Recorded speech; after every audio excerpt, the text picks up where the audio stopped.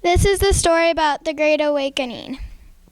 In July 1741, Jonathan Edwards accepted an invitation to preach at the neighboring town of Enfield, Connecticut.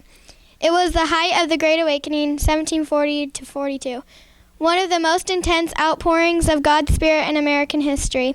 The fire of God was falling everywhere. Despite the fact he had delivered sinners in the hands of an angry God to his own congregation with little effect, he felt led to use it again at Enfield.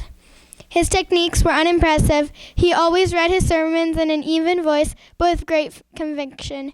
He shunned shouting and theatrical antics, impressing the listener with the power of truth and his desperate need for God was Edwards' goal.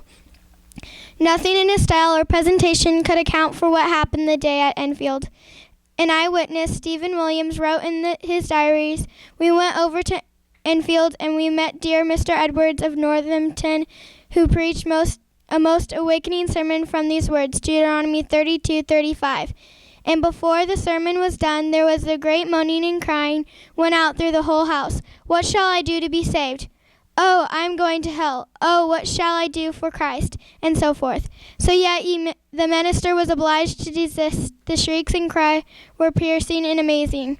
William continued, "After some time of waiting, the congregation was still, so yet a prayer was made by Mr. William, and after that we descended from the pulpit, and discouraged with the people, some in one place and some in another, and amazing and astonishing the power of God was seen. And several souls were hopefully wrought upon the night, and the cheerfulness and pleasantness of their countenances."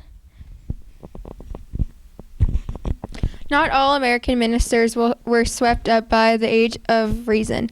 In the 1730s, a religious revival swept through the British American colonies. Jonathan Edwards, the Yale minister who refused to convert to the Church of England, became concerned that the New Englanders were becoming too concerned with worldly matters.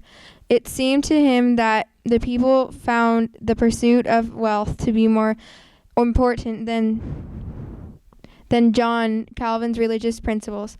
Some were even beginning to suggest that predestination was wrong and that good works might save a soul.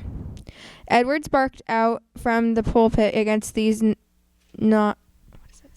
notions. God was an angry judge, and humans were sinners, he declared. He spoke with such fury and conviction that people flocked to listen. This